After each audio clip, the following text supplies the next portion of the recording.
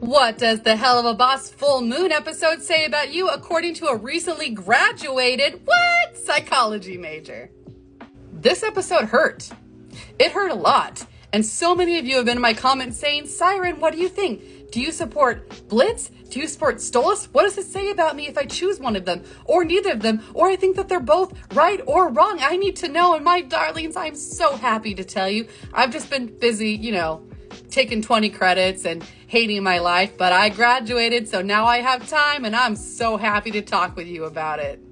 My personal feelings on the matter is that they are two very, very deeply hurt people. Stolas has the right to say what he needs to say, and Blitz has the right to say what he needs to say. Stolas could have had better timing. Blitz could have had a little bit more of a tempered reaction, but you don't actually want to know what I have to say about it. You want to know what it has to say about you. So let's start at the top with Blitz. If you think that Blitz was right in this argument, it's a very good possibility that while you may just enjoy them as a couple and you kind of lean more towards Stolas should have given Blitz time to process things, there's also a very good possibility that you yourself react in very similar ways that Blitz does. You're not really the person who sits down and thinks out your response. You are a knee-jerk reaction person. You feel big. You don't just feel happy, you feel joyous. You don't feel sad, you feel depressed. You don't feel angry, you're furious. You are a person who feels things big.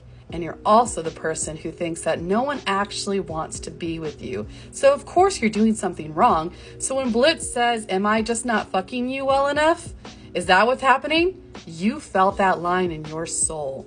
Because whether or not you've been through a breakup, most of you have, and they said, it's not you, it's me, you don't believe them for 1 second because you are so convinced that in your relationships, you're just waiting to see what you're going to do wrong and what the other person is going to put up with until they leave you. Because everybody leaves you, right? Is that how you're feeling? This deep-seated feeling of worthlessness inside of you has been there for a long time, and I'm not sure who's responsible for it. Whether it's your parents, teacher, siblings, coworkers, or just you yourself, somewhere along the line, someone made you feel like people are doing a favor to you by being kind to you or being around you. You sincerely believe that everyone in your life is in on a joke that you're not in, and they're not actually your friends.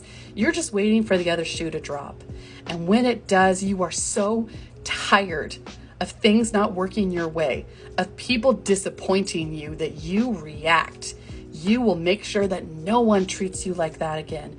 And all you wanted was for Stolas to sit and wait for Blitz to speak his piece and to say what needed to be said, for them to talk it out, because you caught the things that the Stolas people may have missed. You heard him saying, am I not good enough for you? This isn't serious. It's a role play, but okay, I'll do it for you. You also heard the, I'm not going to let you do it. Let's go. Meaning that he didn't want to stop the fight. He wanted to fight it out, which means that he cares about Stolas. He cares about the relationship. It's just he doesn't think that he could ever be good enough for Stolas. And neither do you. You sincerely believe in your heart of hearts that you are not good enough for kind things in your life, for kind people. That's for other people, not for you.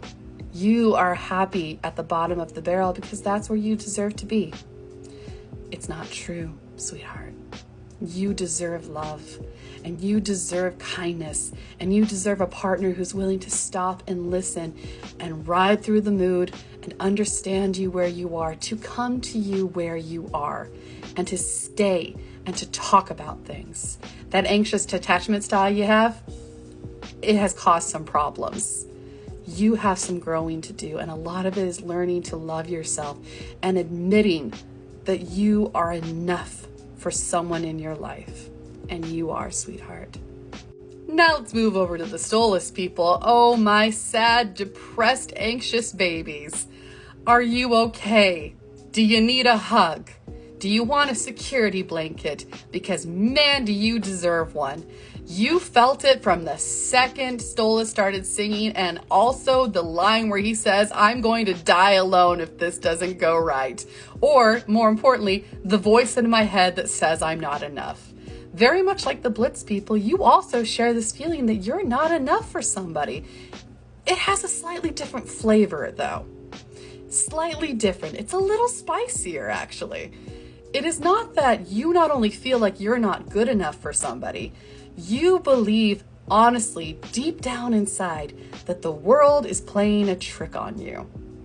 And it's not just romantic partners. You believe that you have to be better and better because if you do not reach this height, if you do not meet this standard that people have that have been placed upon you at a very young age, then there's absolutely no reason why they would stay with you. You felt Stolas. You know that he wants to make a relationship because where this failed is that they have an unhealthy power dynamic and he's trying to make it a relationship. It's very likely that you have been in a near identical situation. Maybe it was a situationship. Maybe it was a friends with benefits situation. It was something where you wanted something official. You wanted something real. You wanted to be more than just a passing fancy to somebody.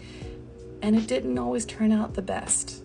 You respected Stolas for his decision to put everything aside and to say what needed to be said and to put himself out there because, dear God, does that fill you with so much anxiety.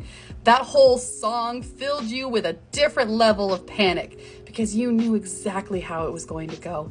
And yet there was a small hope, just a little fraction inside of you that wanted Blitz to say, oh, thank you.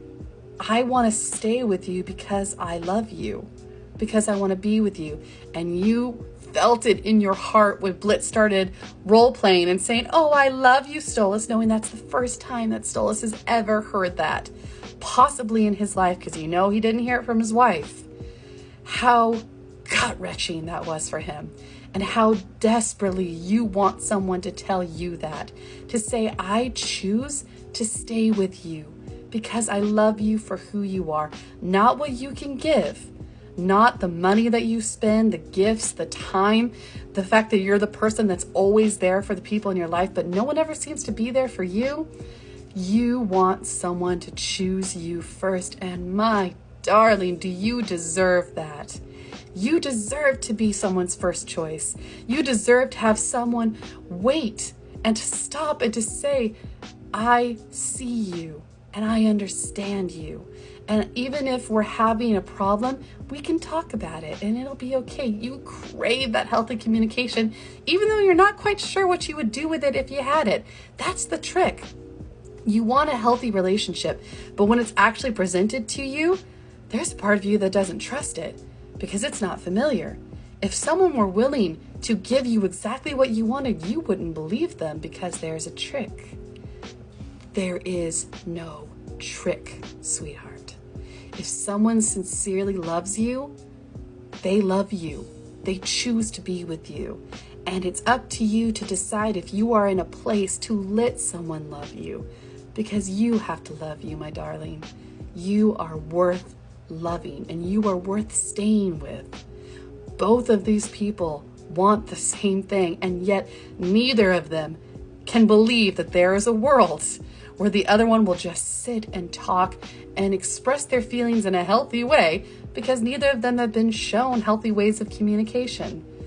They're both wrong and they're both right, and I think that they can move through this. I really do.